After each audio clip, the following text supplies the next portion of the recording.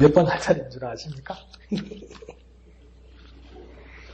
오늘은 11페이지 4번 할 차례입니다. 4번.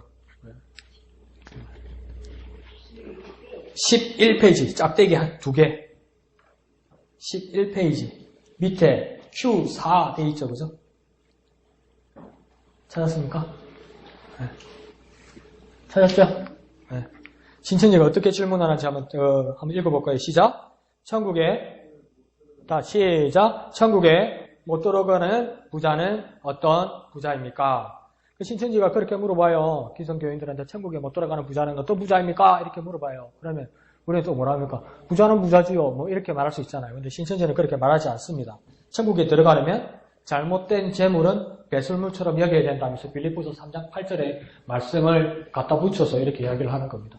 바울이 뭐라고 합니까? 그리스도를 아는 것 외에 모든 것을 내가 배설물로 여기노라 이렇게 말했기 때문에 모든 재물들 그것들은 배설물과 같은 것이다. 그리고 심령이 가난한 자가 되어서 산상수훈의 마태복음이나 누가복음에서 말하는 심령이 가난한 자가 되어야만 하나님 나라에 갈 수 있다.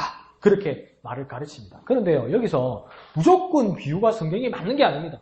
내가 모르고 있는데 모르는 것을 신천지가 어떤 다른 뜻으로 풀어서 말을 한다고 해서 그게 맞는 게 아니에요, 여러분. 여기서 내가 그리스도를 아는 것 외에 모든 것을 배설물로 여기라고 바울이 말하는 것은 무엇입니까? 그리스도를 아는 지식이 가장 고상하다는 거예요. 그러면 그리스도를 아는 지식 외에 재물, 환경, 학벌, 지연, 건강 이런 것들은 다 필요 없다는 겁니까? 필요 없다는 것이 아니라 충분히 하나님의 뜻을 위하여 쓰여질 수 있는 거라고요. 수단으로 쓰여질 수 있는 거라고요. 보잘것없는 거라고요. 근데 가장 가치 있는 것이 뭡니까? 그리스도를 아는 지식이라고 그랬어요. 근데 빌립보서 3장에 그냥 배설물이라는 그게만 이용하고 그리스도를 아는 지식이 가장 핵심이고 키라는 말을 신천지는 빼버려요. 그리고 어디다 연결시키냐면 마태복음 5장에 말하는 것처럼 심령이 가난한 자로 넘어간다고요. 그럼 이 말이 맞습니까? 안 맞습니까? 안 맞아요. 안 맞는데 미천이 없으니까 그렇게 갖다 붙이고 성경 몇 장 몇 절에로 이야기하니까 맞네요. 이렇게 돼버리는 거죠. 아닙니다. 천국에 들어가지는 못하는 부자는 어디서 나온 겁니까? 한 부자가 와서 예수님께 말하죠. 내가 어떻게 하여 영생을 얻으리까? 그러니까 율법의 모든 말씀을 지켰느냐? 예, 내가 어려서부터 이것을 지켰습니다. 그러니까 예수님 뭐라고 합니까? 네 재물을 다 팔아서 가난한 사람에게 나눠주고 너는 나를 따르라. 근데 이 사람이 재물이 많은 거로 근심하여 예수님을 따르지 못하고 돌아갔더라. 그게 그 부자의 비유에서 나눈 거잖아요. 그러면 지금 잘못 가르치는 거하고는 이야기가 다른 거죠. 근데 거기에다가 여기 떼서 여기 붙이고 여기 떼서 여기 붙이고 여기 떼서 여기를 붙이는 거예요. 그러면 말이 안 맞는 거예요.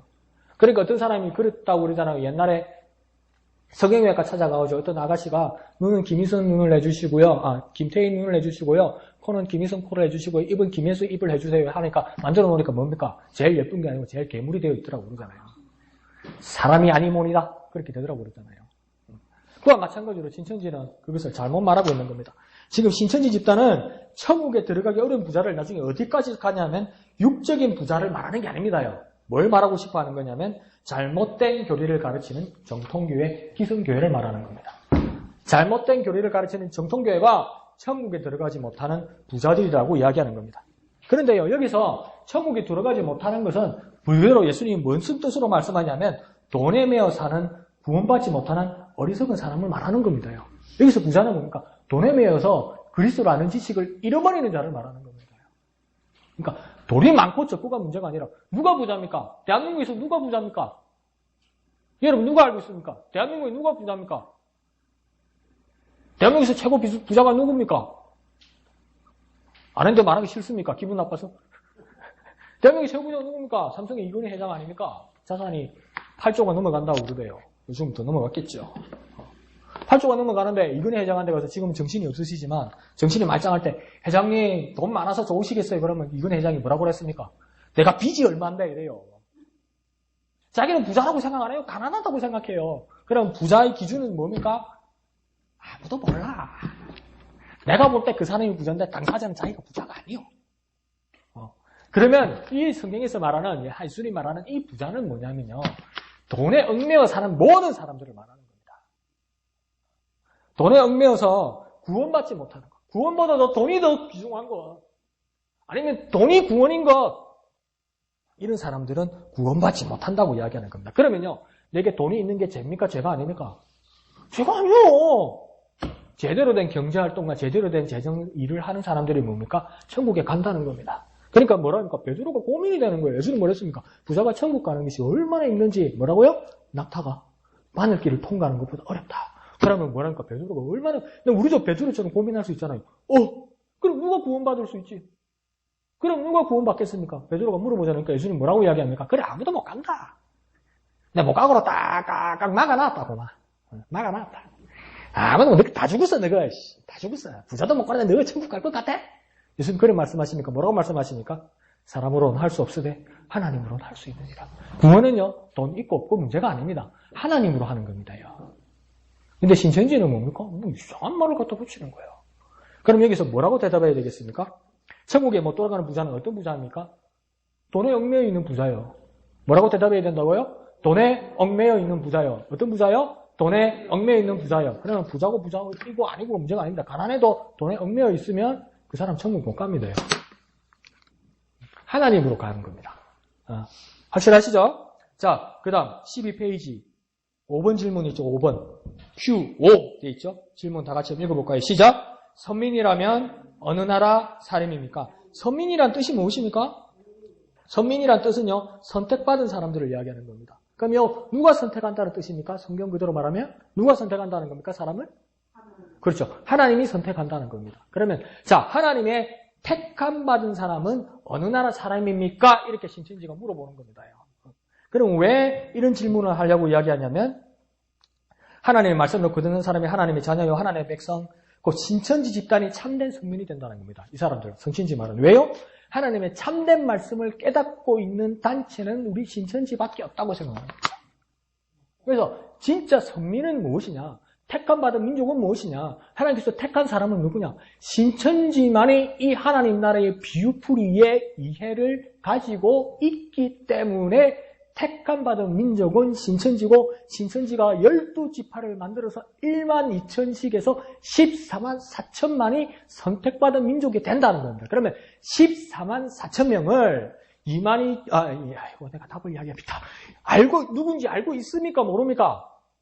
아무도 몰라요. 왜 그렇습니까? 신천지 인구가 15만 8천 명이요. 넘어버렸어. 1만 8천 명이요.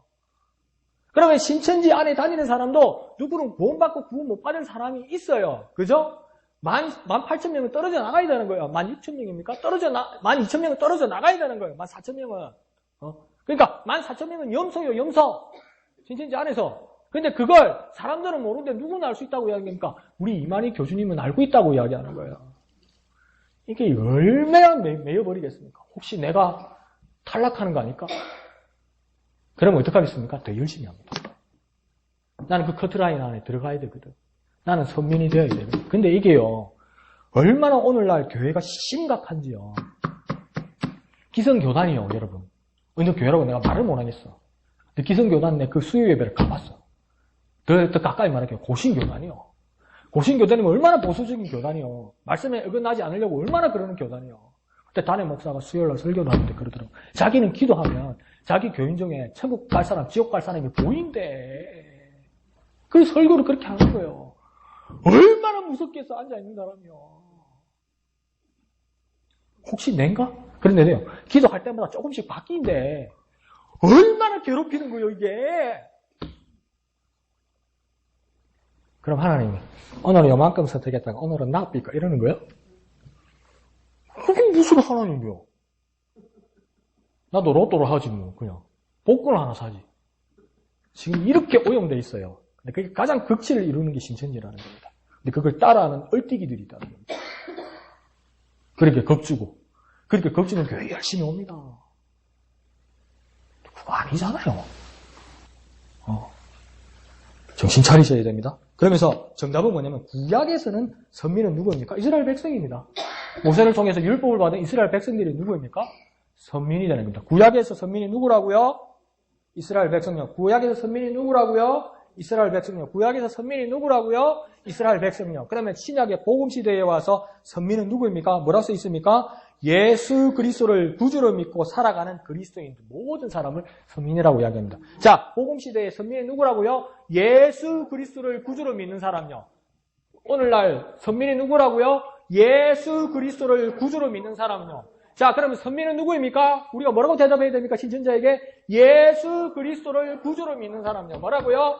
예수 그리스도를 구주로 믿는 사람은요. 비유풀이의 비밀을 가지고 있는 신천지가 아니라고요.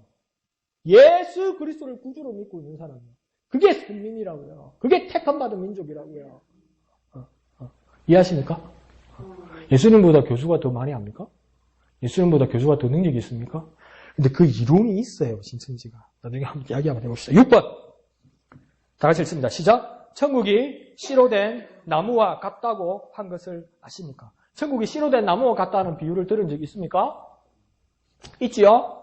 어디에서 말씀하십니까? 예수님께서 천국은 마치 무엇과 같다? 겨자씨와 같다. 정말 세상에서 가장 작은 것과 같은데 그것이 뿌리를 내리면 나중에 그러니까 새들이 와서 자리를 앉게 된다. 그 말씀 그대로인데 신천지는 이것을 뭐라고 이야기하냐면 천국의 의미는 뭐냐면 이렇게 질문합니다. 부가 질문으로 새가 나무에 있는 곳으로 날아앉는 겁니까? 나무가 새에게 가는 겁니까? 다시 이게 왜 이런 질문을 하는지 모르겠어. 새가 날아서 나무에게 가는 겁니까? 나무가 새를 쫓아가는 겁니까? 뭐가 맞습니까? 그렇지. 그런데 신천지는 뭐라고 이야기하냐면 나무가 새한테 갈 수도 있다는 거예요. 이건 또 뭔 소리요? 그런데요, 난 그거 보면서 이런 생각을 했었어요. 옛날에 유명했던 드라마 중에 송혜교하고 송승헌하고 나왔고 원빈 얼마면 되겠어요? 그 드라마 제목이 뭡니까? 무슨 동화입니까? 가을동화죠, 가을동화. 가을동화에서 신천지 송혜교 아역을 했던 그 여자 아역이 누군지 압니까? 지금 문근영입니다. 문근영이 엄마가 바뀐 거잖아요. 엄마 아빠가 병원에서. 그래서 이제 부잣집에서 가난한 집으로 이제 옮겨가야 되는 거잖아요. 중학교 때. 근데 그 문근영이 울면서 그런 이야기를 해요. 정서다. 이름이 정서였나? 아기가 그 중학생이 울면서 그래요. 나는 다음 세상에 태어나면 나무로 태어나고 싶으라고 해요. 왜 나무로 태어난다고 그랬습니까? 나무로 태어나면 움직이지 않으니까. 옮겨가지 않으니까. 난 다음 세상에 나무로 태어나고 싶어. 그랬어요. 울면서. 뭔 말인지 알겠죠, 그죠? 내가 잘못한 것도 아니고 의사들이 잘못해가지고. 애를 바꿔놓고 다 컸는데 지금 엄마 바뀐 대로 저 술집하고 구멍가게 술집하는 엄마 한 대로 가라는 거예요. 이제 바뀌었다고 그러면서. 그러니까 그 어린 중학생이 울면서 나는 다음 세상에 태어나면 나무로 태어날 거야. 그러면 옮겨가지 않아도 되니까. 또 모종은 옮깁니다. 또 그걸 사지 말고 큰 나무. 그러니까 뭡니까? 나무는 움직이지 않는 거예요. 그런데 신천지는 뭐냐면 나무가 새를 찾아 갈 수도 있다고 이야기합니다. 왜 그러냐면 나무를 사람으로 비유되고 새는 영이라고 이야기합니다. 그런 말이 어디 있어요, 성경에? 그런데 영적으로 비유를 풀이한다면요, 사람들이 자꾸 넘어가요. 그 한국 교인들의 특색이요. 다른 깊으신 뜻이 있을 거라는 게 이상한 특색이요. 무당을 찾아가지고 쌀을 쫙 뿌려가지고 그러면 막 그 안에 뭐가 보인다 그러는 그런 느낌이 억수로 강해. 이 상수리나무 지대에 있는 극동 아시아의 사람들이 그게 좀 강해요. 그래서 무당들이 많이 먹고 사는 동네예요, 이 극동 아시아가. 그러니까 교회도 그런 걸 한다고 지금. 근데 미국의 예수쟁이들이 이해가 안 가 이런 말을 하면 미국이 무조건 옳다는 게 아니고 문화권에 따라서. 그러면서 뭐냐면 나무는 사람이고 새는 영이라고 이야기하면서 육계의 천국, 곧 육체의 천국이 있고 영계의 천국이 있다고 이야기하는 겁니다. 그래서 육계의 천국은 씨로 된 나무고 영계의 천국은 새가 되어서 비둘기 같은 성령이 예수님께 임한 영계의 천국이 무슨 말이요? 영계의 천국이 있고 육계의 천국이 있다는 거예요. 이건 어디서 나오는 말이요 도대체? 그런데 이 보세요. 자기가 뭐냐면 나무는 사람이고 새는 영이라는 거 있잖아요. 근데 오른쪽에 가보세요. 오른쪽 맨 위에 뭐라고 쓰입니까? 아니라 다음 같이 읽어볼까요? 아니라 다음 시작. 씨로 된 나무가 천국이다. 자 보세요. 왼쪽 밑에는 나무가 뭐라고 그랬습니까? 밑에서 세 번째 줄, 밑에서 세 번째 줄 나무를 뭐라고 써 있습니까? 지금 찾아옵니까? 12페이지 밑에서 세 번째 줄 나무는 뭐라고 되어 있습니까? 사람이라고 그랬어요. 근데 12페이지 첫째 줄에 나무는 뭐라고 이야기합니까? 천국이라고. 좀 일관성이 있어 봐라고. 나무가 사람이라 했다고 왜 이번에는 나무가 천국이냐고요. 하도 만들다 보니까 자기가 한 말이 기억이 안 나는 거예요, 이게 지금.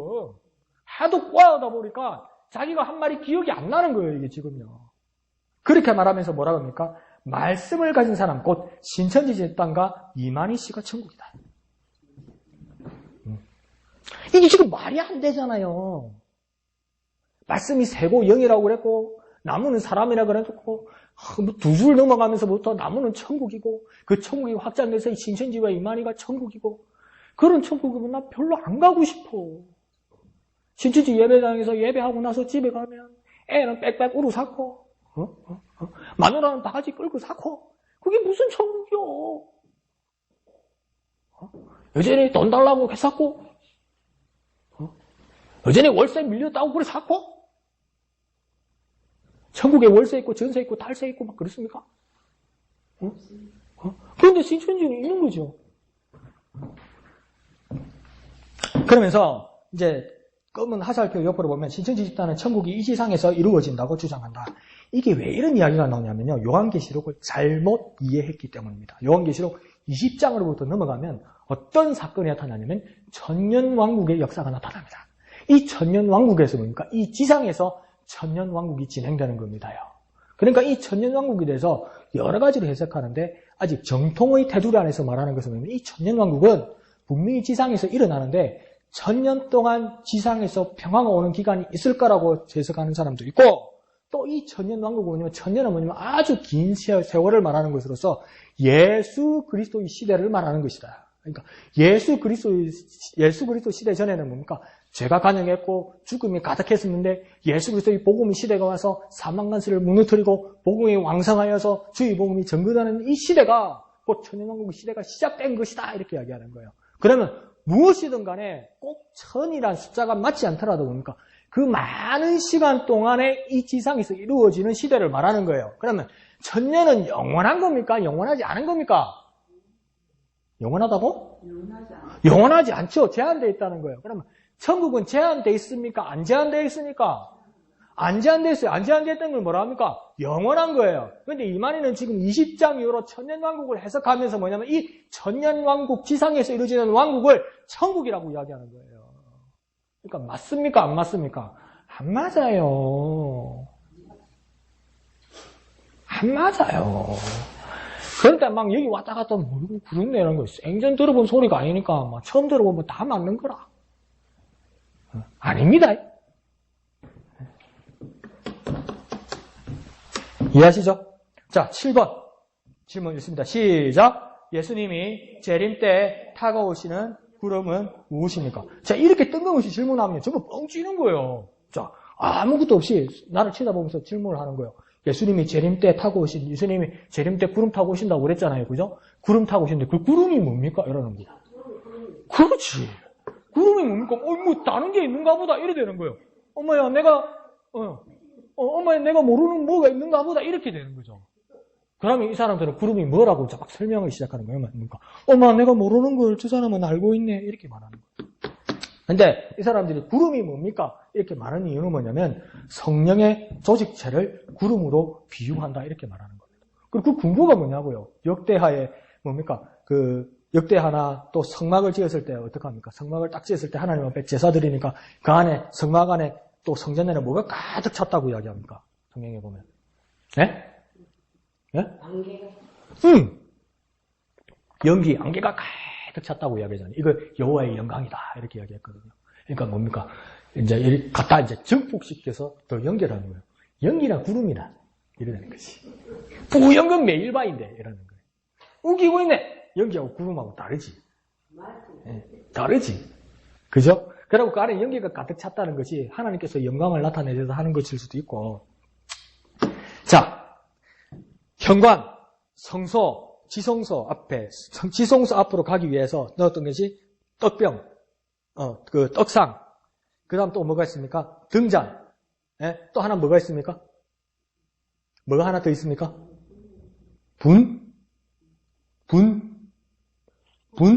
예? 분향단. 분향단은 뭡니까? 뭐 할 때 쓰는 겁니까?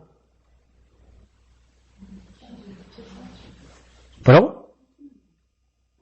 등잔도 불키는 거잖아. 분향단은 뭐 할 때 쓰는 겁니까? 그러니까 이런 일이 일어난다니까. 어젯밤에 하나님, 몇 번 이야기하잖아요. 하나님께 은혜 받았다고, 하나님 응답 받았다고, 어젯밤 꿈에 하늘에서 빈병이 내려오는데 그게 진설병이라고 그러잖아. 떡이요, 떡, 진설병은. 근데 병자 돌림 아닙니까? 하면서 빈병이 뭐 진설병이라고 그러잖아요. 그 분향단이 뭐냐고요? 향 피우는데, 분향한다고 그러잖아요. 현충원 가서 분향한다 그러잖아요. 현충원 가서 분향하면 뭡니까? 어허, 뭐 이런 거 합니까? 향 피하잖아요. 그 분향단 아니요. 그 향 피우면 뭐가 나옵니까? 연기 나오죠. 그러니까 연기가 꽉 차지. 통통이 안 되면. 근데 그걸 여호와의 영광으로 비유했던 거예요. 그럼 연기하고 구름하고 같습니까? 안 같습니까? 달라요. 근데 구름 타고 오시는데 그게 여호와의 영광이고 성령의 조직체라고 이야기하는 거죠. 사람들.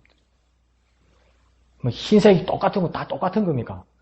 냄새가 다르고 있으니까 다 다른데 이렇게 말하는 거죠. 그런데 이 구름 타고 오시는 것에 대해서 그 통일교에도 영향을 받지 않았습니까? 이만희가. 통일교에서는 뭐라고 하냐면 이 구름을 육체라고 이야기해요. 그런데 신천지 집단은 뭐라고 이야기하냐면 구름을 영이라고 합니다. 왜 통일교가 신천지를 육체라고 이야기하냐면 그런 이야기를 하잖아요. 구름같이 허다한 증인들이 있어. 이렇게 말씀하시잖아요. 나중에 성경에 그죠? 구름같이 허다한 증인이 있어. 그러니까 구름같이 허다한 증인. 그러면 구름같이 허다한 증인은 구름입니까? 아닙니까? 구름 같다는 거지. 구름같이 많다는 거지. 그럼 구름입니까? 아닙니까? 구름이 아니지. 그죠? 구름같이 억수로 많다는 거지. 그 증인은 뭡니까? 사람이죠. 그 사람이니까 육체라고 이야기하는 거예요. 그러면 구름은 사람이라고 말하면 맞습니까? 안 맞습니까? 안 맞아요. 이게 초등학교를 검정고시를 쳤는지 무슨 말인지를 모르는 거예요. 이 사람들이. 그래서 하여튼 통일교는 그렇게 이야기하는 거예요. 그러니까 신천지는 뭡니까? 아, 육체가 아니다. 영이다. 이렇게 이야기하는 거예요. 영이면 먹어 들어가거든. 뭐든지. 대한민국 교회는 영이라 하면 영적이라 하면 다 먹어 들어가거든. 자기 기분도 영적이라고 이야기하거든. 괜히 아침에 일어나가지고 속이 막 쓰리는데 그게 영적으로 뭐가 눌렸다고 이야기 아니거든. 어젯밤에 뭐 묵고 자서 그렇거든.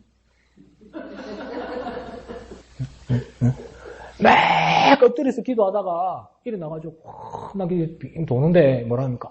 아, 성령께서 나를 막 들어 이끄시는 알거든. 머리가 피로 쏠리서 어지러워서 그렇거든. 자기를 속이면 안 돼요. 그러니까 이 재림에 대해서 나중에 끝에서 보십시오. 아주 무서운 말을 합니다.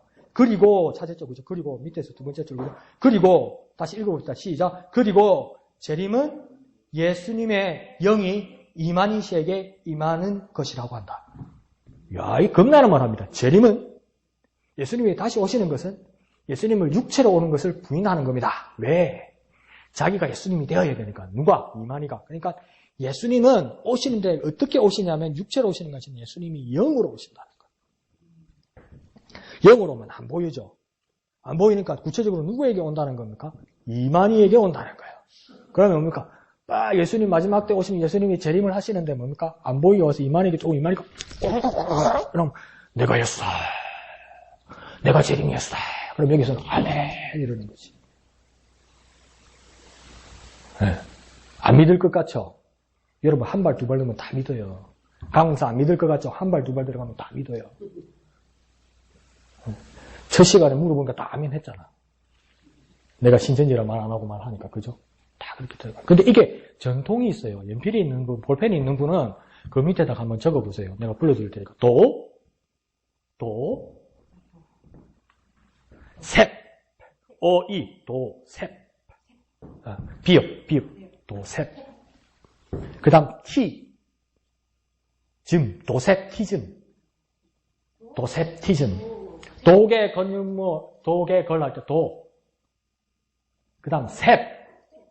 어이. 비읍. 그 다음, 도셉티즘. 이걸 또 한국말로 하면 가현설. 이게요, 초대교회 때부터 있었던 학설입니다. 이게 무슨 말이냐면요. 우리는 누구를 믿는다고 합니까? 예수 그리스도를 믿는다고 얘기해요. 그죠? 그럼 이 예수 그리스도란 말은 무슨 뜻입니까? 예수는 뭐고 그리스도는 뭡니까? 그 성경에 마태복음 뜻이 있죠. 그죠? 하나님이 자기 백성을 구원하시는 것이다. 그리스도는 무슨 뜻입니까? 메시아, 곧 구원자를 말하는 것이다. 기름 부은 자를 말하는 것이다. 그런데 이걸 또 구체적으로 말하면요. 예수란 이름은 이스라엘 당시 아주 흔한 이름입니다. 우리나라로 치면 철수, 영이 이런 말입니다. 그러니까 옛날에 이스라엘 예수님 당시에 야 예수야 그럼 한 4명이 쳐다봅니다. 시장에서도. 아주 흔한 이름이에요. 그러니까 예수 그리스도란 말은 예수는 성이고 그리스도는 이름 아닙니까? 그런 거 아닙니다. 그러니까 예수란 사람은 되게 많았어요. 근데 예수 그리스도란 말은 뭐냐면 예수가 그리스도란 말입니다. 이 말은 뭐냐면 나사렛에서 자란 그 예수란 실제적인 남자가 사나이가 그리스도라는 이야기입니다. 그래서 예수 그리스도라는 건 믿음의 고백입니다. 예수가 그리스도 되셨다. 예수란 사람이 우리의 구원자다고 이야기하는 겁니다. 그런데 이 도세티즘은 뭐냐면 그러면 이 예수 그리스도가 언제 태어난 겁니까? 2000년 전에 마리아의 몸을 빌어서 성령으로 잉태되어서 난 아기 그 자체가 누구입니까? 예수 그리스도죠. 그런데 이 도세티즘과 가연설주의자들은 뭐라고 이야기하냐면 예수란 그냥 애가 하나 태어난 거예요. 예수란 사람이 그냥 하나 태어난 거예요. 평범한 사람 하나가 태어난 거예요, 예수가. 그냥 우경이가 조산소에서 태어나듯이 예수도 그냥 부모가 칠칠 맞아가지고 마구간에다가 말바통에다 그냥 낳은 거예요, 그냥 평범한 사람이요. 똑같이 가문에 있는 그냥 사람이요. 그래서 그냥 평범하게 30살까지 자라는 거예요. 그냥 사람이요. 그런데 예수가 요단강에서 요한에 의해서 침례를 받는 순간 무엇이 임했다고 합니까? 무엇이? 성령이 어떻게? 비둘기같이 임하는 것을 보고 침례하오니 보라 세상 죄를 지고 가는 하나님의 어린 양이로다. 그러니까 가연설 도세티즘주의자들은 뭐라고 이야기하냐면 그냥 평범한 수많은 사람들 중에 하나님이 지켜보다가 30살, 30년이 지난 후에 이 사람에게 그리스도의 영, 예수의 영을 부어주어서 딱 30살 될 때 예수 그리스도를 만들어야 되겠다는 거예요. 그 사람들은 그렇게 말하는 거예요. 그러니까 뭡니까? 그 사람들 말로 하면 누구도 예수 그리스도가 될 가능성이 있다 없다? 그 사람들 말로 하면 가능성이 있다는 거예요. 누구에게나 있다는 거예요. 여자에게도 가능하다는 거예요. 남자에게도 가능하다는 거예요. 그래서 그 순간에 가장 적합한 사람이 와서 나사렛 동네에 있던 예수란 자가 30살에 요단강에서 침례를 받는 순간 성령 곧 그것이 예수의 영 그리스도의 영에 대해서 임하셔서 그가 예수 그리스도가 되었다. 그러니까 십자가에 달려 죽을 때도 뭡니까? 예수 그리스도가 죽은 것이 아니고 예수만 죽고 그리스도의 영은 뿅 나갔다는 거예요. 이걸 전문 용어로 뭐라 합니까? 유체 이탈이라고 부르는 거지. 이런 이단이 옛날부터 있었어요. 그걸 뭡니까? 이만희가 써먹는 거예요. 그러니까 예수의 영은 마음대로 들어갔다 나왔다 들어갔다 나왔다 들어갔다 나왔다 할 수 있는 거예요. 그러니까 뭡니까? 예수라는 자에 들어갈 수도 있고 또 뭡니까? 이만희에게도 들어갈 수 있는 거예요. 내가 예수다 이래야 되는 거지. 그걸 써먹는 거죠. 이거요, 진짜 이거 인간적으로 악랄한 겁니다, 이거. 악랄한 겁니다, 이거. 인생 이런 식으로 살다가 큰일 납니다. 뭐가 중요해서 이렇게 사는지 모르겠는데, 이런 식으로 말하고, 먹힌다고 해서 먹힌다고 진리가 아니에요, 여러분. 네? 어차피, 모세가 광야에서 사람들을 데리고 나와서 200만 명, 60만 명이라고 그러지만 4인 가족들에서 200만 명이 광야에서 30년 넘게 40년 가까이 삥삥 돌면서 여러분 냉정하게 이야기합시다. 처음에 애굽에서 나와서 그 200만 명 중에 약속의 땅 가나안에 들어간 사람이 몇 명입니까? 2명밖에 안 돼요. 하나님 다수의 편이 아니에요. 하나님 진리의 편이에요. 내가 진리에 서 있는가 안 서 있는가가 중요한 거예요. 먹힌다고 좋은 게 아니에요. 아무도 몰라줘도요. 나는 주님이 진리 편에 서는 거예요. 이거 엉터리로 써먹으면 큰일 납니다. 자, 그래서 예수님이 구름 타고 재림하신다는 표현은 그냥 묵시문학적인 표현입니다. 그러니까 뭡니까? 그런 모습으로 오실 거라는 그 표현이에요. 구름은 구름이에요. 그래, 딱 동그랗게 뜨고 집사님 그러면 돼요. 무시라, 구름이 구름이지. 이러면 돼요.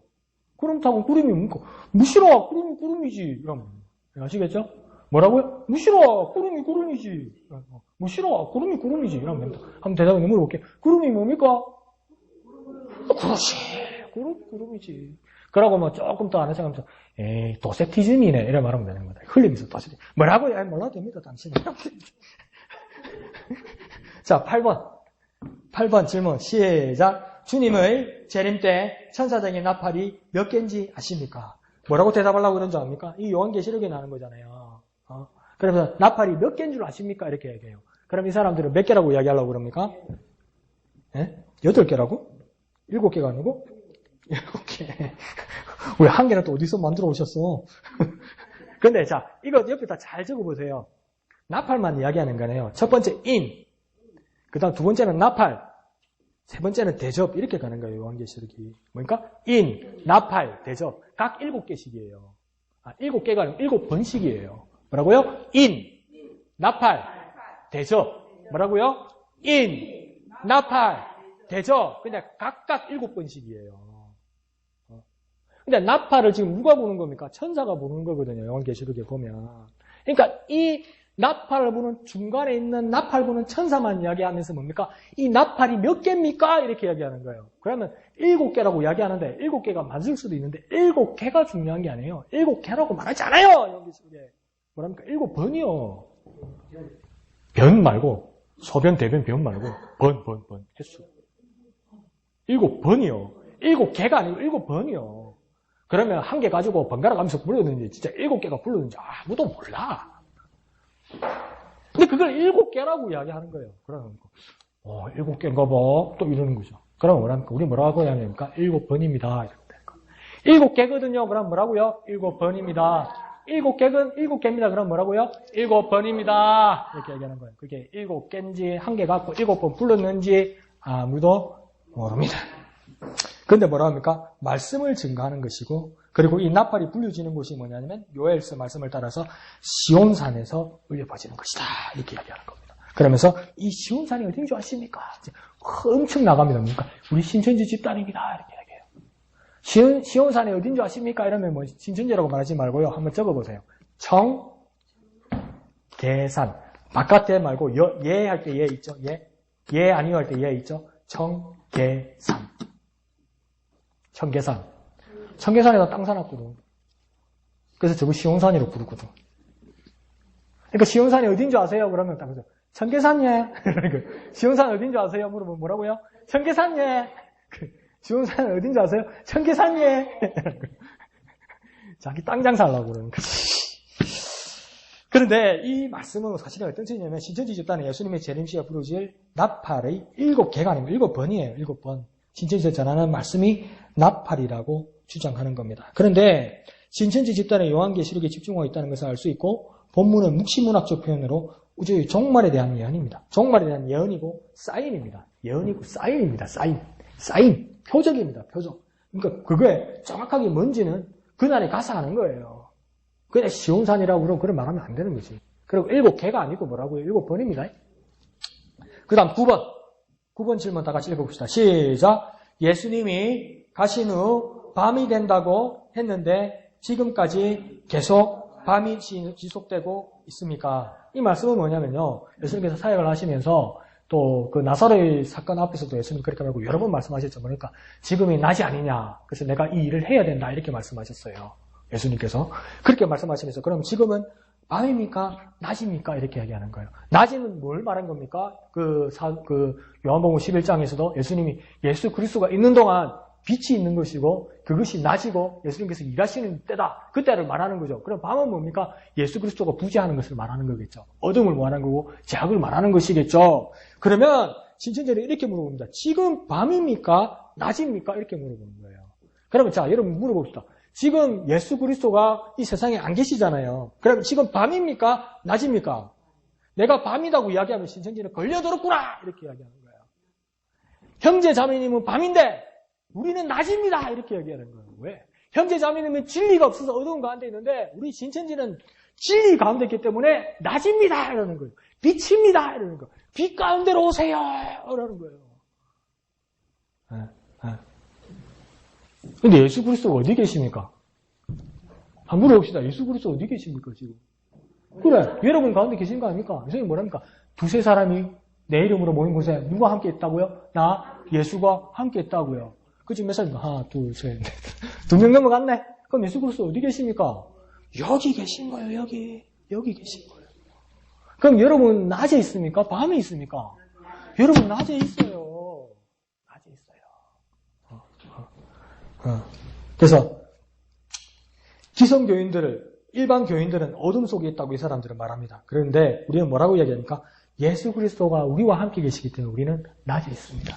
빛 가운데 있습니다. 이렇게 얘기해요. 왜 당신은 낮에 있습니까? 빛 가운데 있습니까? 그러면 뭡니까? 예수 그리스도와 나와 함께 하시기 때문입니다. 예수 그리스도가 나와 함께 하십니다. 지금 낮입니까? 밤입니까? 낮입니다. 왜 낮이십니까? 예수님이 나와 함께 하시기 때문입니다. 오케이? 좋지요? 넘어갈 거 없죠? 네. 자, 10번. 10번 14페이지 밑에죠. 시작. 666이라는 것이 성경적으로 정확히 무엇입니까? 한번 물어보자. 666이 뭡니까? 666은 뭡니까? 요한계시록에 나오죠. 666은 뭡니까? 누가 정확하게 말씀하셨다. 또 여러분 생각 666은 뭡니까? 요한계시록에 나왔다. 예? 바코드. 또 짐승의 표. 그 짐승의 수죠, 수. 요한계시록에서 뭡니까? 그 우상과 짐승의 수를 세어보라. 세어볼 수 있는 사람은 셀 수 있을 것인데 그 수가 몇이라고요? 666이다. 이렇게 얘기하는 거예요. 그럼 막 또 세 샀는다. 세집니까, 그게? 안 세지지. 그럼 이 666을 왜 이야기하냐면 히브리인들의 수비학이라는 게 있어요. 그러면 숫자를 가지고 그 뜻을 말하는 게 있어요. 그래서 히브리인들이 말하는 완전수가 몇이냐면 7입니다. 7. 그리고 부족하고 악의 수를 뭐라 하면 6이라고 합니다. 왜요? 7에서 하나 모자란 것이기 때문에. 그걸 악하다고 이야기해요. 그러니까 짐승의 수가 666이라는 것은 세어본다는 말도 있지만 뭡니까? 가장 악랄하다는 겁니다. 그 뜻을 이야기하는 거예요, 사실은요. 그래서 이 660, 근데 그 히브리어의 알파벳들은 그 알파벳 하나하나에 그 기호들과 뜻이 있습니다. 그래서 여러 가지 뜻들이 있었어요. 666이 이거다 할 때도 아니고 다음 차례 이거다. 그래서 우리 청소년 때는 바코드라고 이야기했죠. 666이. 왜? 바코드의 시작과 끝을 그 중간에 6자를 넣으면 에러가 안 난대요. 그래서 그 치장하는 울타리를 치는 숫자가 6이래요, 바코드에서. 그래서 야, 이게 마귀 숫자인 거보다 이러잖아.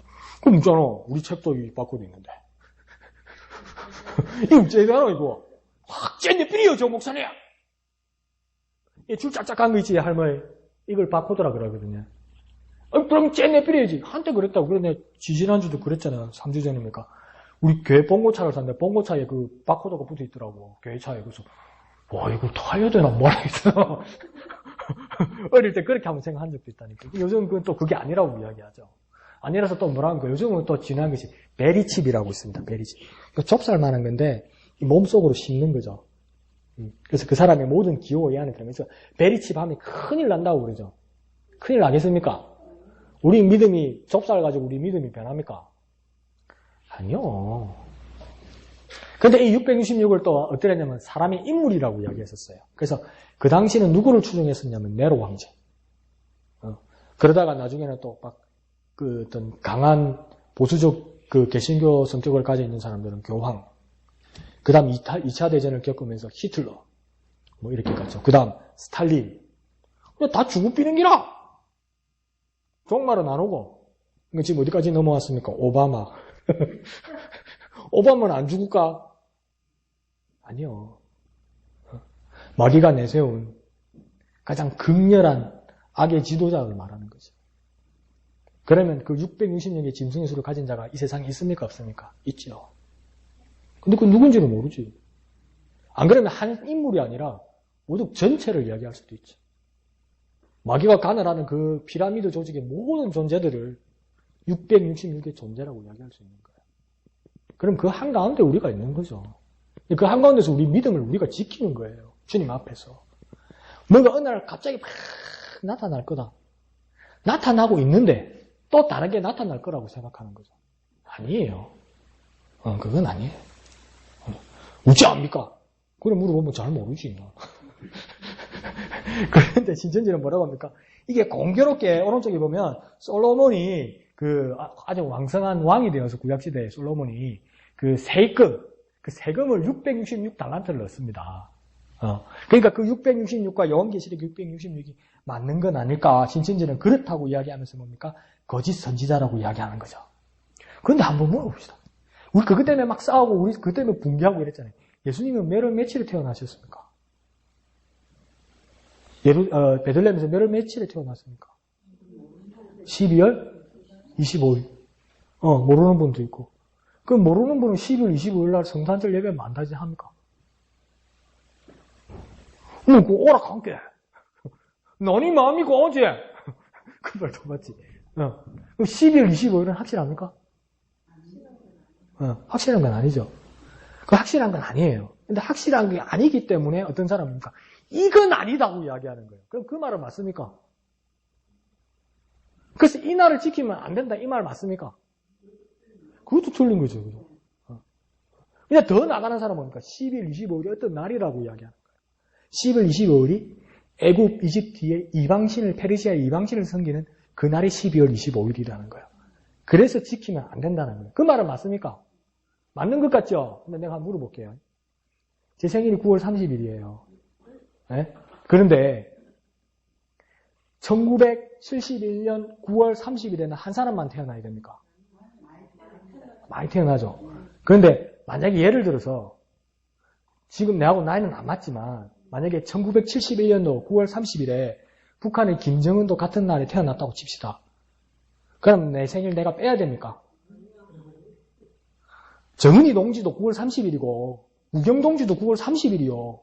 그걸 어떡할 거요? 그래서 그날은 재수 없는 날이요? 아니 내 생일인데? 마찬가지요. 주님이 오심을 섬기기로 작정한 날이 12일 25일이면 그 날은 다른 사람들도 그 날을 쓸 수 있는 거요. 그 날하고 겹친다고 해서 그 날을 섬기기 위해서 하는 게 아니잖아요. 이해하십니까? 그럼 12월 25일 날 성탄절 섬겨야 됩니까? 안 섬겨야 됩니까? 섬기는 거지. 어떤 날인지 말하자면 주님이 이 세상을 향하여 태어나신 날이 태어난 건 확실합니까? 안 확실합니까? 확실하잖아. 주님이 이 세상에 오신 거 확실하잖아. 그래서 또 다시 오실 거잖아요. 그게 재림이잖아요. 그래서 그 날을 우리가 12월 25일로 정해서 다 같이 기념하자. 사람을 초대하자. 복음을 전하자. 그게 나쁩니까? 안 나쁘지. 정현이 동지 생일하고 내 생일하고 갖다 해서 내 생일 빼야 됩니까? 아니지. 그럼 그 날이 재수 없는 날입니까? 아니지. 이해하십니까? 근데 왜 666에 솔로몬이 세급 중사하고 666 짐승에서 갔다고 해서 그게 왜 거기다 붙습니까? 아니지. 666은 아무도 쓰면 안 됩니까? 다른 사람이 쓸 수 있는 거지. 그런데 이걸 억지로 갖다 붙여서 뭐라고 이야기하냐면 660달란트를 그 세금을 거둔 솔로몬이 오평옷이라고 상징한다. 이 오평호가 누구냐면 제일 처음에 뭐라 했습니까? 1920, 30년대에 대구 사범학교 출신, 의과대 출신 김백문으로부터 시작해서 박태선으로 해서 그 다음 유재열로 해서 그 다음 바로 이만희로 넘어가는 경우도 있지만 그 가운데 누가 있었냐면 오평호라는 사람이 있었습니다. 그러니까 뭐냐면 유재열 밑에 오평호라는 유재열 씨는 누구를 지정했었냐면 오평호 씨를 지정했던 거예요. 후계자로. 그런데 이만희가 보니까 셈이 나는 거죠. 그래서 뭐라고 하냐면 가짜다 이렇게 된 거예요. 오평호를. 그래서 오평호가 목사 안수를 받고 그 전수를 받을 때 뭘 받았냐? 666을 받았다고 누가 말하는 겁니까? 이만희가 이야기하는 거지. 근거 있다 없다? 없습니다. 그런데 재미는 있다 없다? 재미있다는 겁니다. 그래서 뭐라고 합니까? 그러나 666은 계시록에 나오는 기독교를 박해한 인물인 상징한 숫자, 그러니까 기독교를 박해하는 상징적인 인물을 이야기하는 겁니다. 기독교를 극렬하게 박해하는 사람들. 그래서 솔로몬과는 상관이 있다 없다? 아무 상관없다. 아무 상관없다. 666의 숫자는 뭡니까? 목사님 말씀대로 짐승의 수, 우상의 수입니다. 아시겠죠? 666은요, 짐승의 수, 우상의 수입니다. 616은요, 짐승의 수, 우상의 수. 그러니까 666마리입니까? 아무도 모릅니다. 그건 상징입니다, 상징. 마지막 11번 하나만 더 합시다. 11번, 시작! 천국 혼인자치 때 준비해야 하는 예복의 의미는 무엇입니까? 그래서 이 예복의 의미는 비슷하게 가기는 가요, 신천지가. 그런데 이 말을 그대로 따라가면 안 돼요. 이 예복에 대해서 뭐라고 얘기하냐면 예복은 성도들의 선한 행실이라 이렇게 나와 있거든요, 성경에도. 성도들. 그러니까 신천지는 이걸 가지고 뭐라고 하냐면 모든 사람들은 예복을 입어야 된다. 그래서 희고 깨끗한 세마포라고 했다. 희고 깨끗한 세마포, 씻을 수 있는 물은 말씀이고 예수의 피고 하나님의 말씀에 생명수고 행위인 옷을 말씀으로 말미암아 깨끗이 빨아야 된다. 이게 말이 맞을 것 같잖아요. 그런데 그냥 행실이 아닙니다. 뭐라고 했습니까? 선한 행실입니다. 선한 행실은 무엇입니까? 하나님의 뜻을 따르는 겁니다요. 내 양심에 착하게 사는 그걸 넘어서는 겁니다.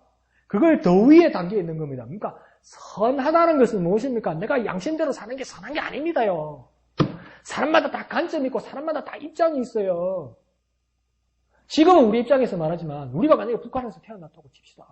우리가 북한에서 태어나서 북한에서부터 초등학교 때부터 의식화 교육을 받았다고 칩시다. 자, 지금 북한이 지금 뭡니까? 미사일을 쏴가지고 지금 난리 아닙니까? 근데 뭡니까? 미국과 우리나라는 그걸 뭐랍니까? 미사일이라고 그래요. 미사일은 뭡니까? 공격용이요, 공격용. 그죠? 때려 부수는 용이요, 목적지를 향해서. 근데 북한은 뭐라고 합니까? 미사일이 아니고 위성이라고 합니다. 뭐라고요? 위성이라고요. 로켓 위성이라고, 위성. 북한은 뭐라고 한다고요? 위성. 우리나라는 뭐라고요? 미사일. 그럼 미사일이 맞습니까? 로켓가 맞습니까? 위성이 맞습니까? 물어봅시다. 싼 게 지금 미사일이 맞습니까? 위성이 맞습니까? 미사일. 내가 북에서 태어났으면 위성이요. 주보래 주고 신고해야 되겠네 주고 빨개이네 주고. 그래요. 남한 사람은 무조건 미사일이라고 믿어야 돼요. 내가 북에서 태어났으면 그건 위성입니다. 왜요? 나는 거기서 살았기 때문에. 그러면 북한에서 말하는 그 쏘은 것이 북한 사람들이 말하는 선한 의도는 무엇입니까? 위성입니다. 근데 우리가 양심으로 바르게 선하게 판단하는 건 뭡니까? 미사일입니다. 그죠? 그러면 양심을 따라 이야기하면 선한 것에 대한 기준은 계속 바뀌는 거예요. 그래서 성도들의 선한 행실은 뭐냐면 여기서 선한 건 뭐냐면 내 양심을 말하는 게 아니에요. 하나님의 뜻을 말하는 거예요. 그런데 뭡니까? 신천지는 그렇게 말하는 것이 아니죠. 그래서 이게 상황이 다른 겁니다. 그래서 천국 혼인잔치의 비유를 가지면서 우리가 어떻게 준비해야 하나님 나라에 들어갔을지 가면 이 천국 혼인잔치하고는 또 다른 거예요. 이게 또 다른 이야기예요. 이 지금 예복의 행실이라고 말하는 것은 이 지금 혼인잔치에 예복을 안 입은 사람 이야기하고 또 다른 이야기예요. 근데 이걸 지금 짜깁기 해서 갖다 뭉친 거예요. 만약에 혼인잔치 비유를 통해서 그건 뭡니까? 임금이 자기 집안에 혼인잔치가 있어서 사람들을 부르잖아요. 그런데 뭡니까? 다 초대에 응한다고 해놓고 데리러 가니까 나는 장가 가서 안 되고 나는 밭을 사서 안 되고 나는 뭐 해야 된다서 안 되고 다 안 갔잖아요. 그러니까 주인이 화가 나서 임금이 화가 나서 뭐라고 이야기합니까? 신하들을 불러서 뭡니까? 쫙 장터로 가가지고 사람들 다 불러오라. 아무나 불러오라. 자리를 꽉 채우라고 그러잖아요. 그런데 가서 이제 혼인잔치가 일어난 데서 임금이 주인이 보러 가니까 뭡니까? 다 혼인잔치를 하는데 다 즐겁고 다 즐기고 있는데 또 보니까 한 사람이 뭘 안 입었다고요? 예복을 안 입었어. 예복을 안 입으니까 뭡니까? 불러가지고 쫓아내가지고 바깥 어두운 가운데 이를 갈미 있으리라고 이야기하잖아요. 그러면 없는 놈은 잔치도 못 가겠네. 옷 없는 놈은 잔치도 못 가겠네. 돈 없는 놈은 몸빼 입고 가면 쫓겨나겠네. 어째야 됩니까 이거? 아이고야 하나님도 사람 차별하네. 막노동하다가 집에서 밥하다가 밥풀떼기 묻어갖고 뭐 잔치 올 수도 있는 거지. 이거 뭐 예복 안 입었다고 쫓아내고 하나님 좀 이상하잖아요. 예? 근데 하나님 왜 주인은 그걸 쫓아냈습니까? 왜 쫓아냈습니까? 해명 좀 해주세요. 예수쟁이인 여러분이 하나님 앞에서 해명 좀 해주세요. 왜 쫓아냈습니까? 돈 없으면 예복을 못 사 입는데 왜 쫓아냈습니까? 사람 차별합니까? 해명 좀 해주세요. 저한테. 왜 그렇습니까? 왜 쫓겨났습니까? 돈을 빌려서라도 입고 와야 됩니까? 빚을 내서라도 사가지고 입고 와야 됩니까? 왜 그렇습니까? 하나님 좀 안 이상합니까? 이상하죠? 안 이상합니까? 그럼 지사님 어쩌랍니까? 빨가벗고 갈랍니까? 하나님 무시. 돈이 없는데, 옷을 돈이 없는데. 하나님이 나를 무시한 건데, 그거. 이스라엘이 관습을 안 좋아해요. 장터에 있는 사람들 다 불러오라 했잖아요. 저거 별로 없어요. 장터에 있는 사람이면. 교회에요. 성가대가 있는 교회는요. 어떤 걸 합니까? 다 각자의 옷을 입고 와도 예배하기 전에 어디 가서 옷 갈아입습니까? 성가대 가운으로 갈아입죠. 이스라엘의 결혼의 예식에는 예식장 앞에 예복들을 다 준비해줘요. 그래서 자기 몸에 맞는 거 그냥 입으면 돼요. 내가 몸빼 입고, 내가 서도나시 입고, 내가 고무신 신고, 예식장 앞에 와도 나를 위한 옷이 준비되어 있어요. 그러니까 구두로 갈아 신고, 안에 양말 신고, 턱시도 입고, 드레스 입고, 나를 위한 드레스와 턱시도가 다 준비되어 있어요. 혼주들이 준비해놨어요. 입고 오면 돼요. 그런데 이 사람은 뭡니까? 안 입고 왔어요. 무시했지. 근데 그 무시한다는 건 다시 말하면 이 예복은 뭡니까? 주인이 준비해주는 거예요. 그러면 뭡니까? 혼인잔치에 들어가는 건 누가 준비해 주는 겁니까? 하나님이 준비해 주시는 거예요. 하나님 나라에 가는 건 뭡니까? 우리가 해서 가는 게 아니고 하나님이 준비해 주시는 거예요. 그럼 이 예복은 뭡니까? 내가 노력해서 천국 가는 게 아니고 내가 노력해서 내가 열심히 해서 하나님 기쁨에 참여하는 게 아니고 주님이 베푸시는 은혜를 내가 입고 무상으로 공짜로 은혜로 들어오는 걸 이야기하는 거예요. 근데 신천지는 이걸 뭡니까? 행실로 갖다가 바꿔가지고 다른 성경에 있는 행실, 요한계시록 행실로 바꿔가지고 열심히 안 하면 다 죽는데. 너가 헌금 열심히 안 하면 죽는데. 15만 8천 명이야. 14,000명 날아가는 거야. 어젯밤 꿈 꾸니까 안에 들었더라고. 14만 4,200등에. 근데 오늘 보니까 16만 등이네. 이러는 거지. 행실이 문제야. 의복이 문제야. 이러는 거죠. 이걸 뭐라고 전문용어로 뭐라고 합니까? 나쁜 놈이라고 합니다. 한 단계 올리면 악랄한 사람이라고 이야기하는 겁니다. 복음은 그거 아닙니다. 아시겠죠? 네. 그래서 잘 준비해 오셔서 예복, 그럼 예복의 의미는 뭡니까? 은혜입니다. 예복의 의미는 뭐라고요? 은혜입니다. 예복의 의미는 뭐라고요? 은혜입니다. 예복의 의미는 뭐라고요? 은혜입니다. 이렇게 대답해 주면 됩니다. 그렇게 하셔서 썩지 말고 열심히 갖고 다음 주는 다 갖고 있어. 다 갖고 있어. 집에도 가지고 열심히 보시고 입고 날려가지고 막 집에 가게 앞에도 이렇게 딱 해놓고 성인지 앞에서 이렇게 딱 들고 해서 아예 접근만 하도록 그렇게 하셔서 능력 있는 저와 여러분 되시기를 부탁드립니다. 기도하겠습니다. 하나님 말씀을 따라 진리 가운데 서 있는 우리가 될 수 있도록 주님 도와주시옵소서. 주기도문 맨 앞에 펴두시고요. 찬송가 맨 앞에 주기도문 3번 연결 주님의 이름 크게 한번 부르고 다 같이 기도합니다. 주여! 거룩하신 주님 은혜를 감사합니다. 하나님 신천지의 그릇된 가르침에 쏙지 않는 우리들이 될 수 있도록 주님께서 도와주시고 하나님 은혜 가운데 진리 가운데 살아가는 우리가 될 수 있도록 주님 도와주옵소서. 오직 은혜로 주님이 베푸신 은혜로 우리가 주님 나라에 가는 것임을 깨닫게 하여 주옵소서. 헛된 비유풀이에 쏙지 않는 우리들이 되게 은혜 베풀어 주시옵소서. 거룩하신 아버지 하나님 은혜를 감사합니다. 사랑하는 모경의 지체들 사랑해 주셔서 그릇된 가르침에 쏙지 않는 우리가 되게 하시고 오직 진리 되신 말씀 앞에 살아가는 우리가 되게 하여 주옵소서. 인간적인 더러움과 악한 것에 하나님 현혹되지 않게 하시고 오직 진리 되신 말씀 진리편에 은혜로 가는 하나님 나라를 깨달으며 선포하고 전파할 수 있는 우리에게 은혜 베풀어 주시옵소서. 모든 것을 감사드리며 거룩하신 예수님의 이름으로 기도합니다. 아멘. 하늘에 계신 우리 아버지의 이름을 거룩하게 하시며 아버지의 나라가 오게 하시며 아버지의 뜻이 하늘에서와 같이 땅에서도 이루어지게 하소서. 오늘 우리에게 일용할 양식을 주시고 우리가 우리에게 잘못한 사람을 용서하여 줄 것 같이 우리 죄를 용서하여 주시고 우리를 시험에 빠지지 않게 하시고 악에서 구하소서. 나라와 권능과 영광이 영원히 아버지의 것입니다. 아멘.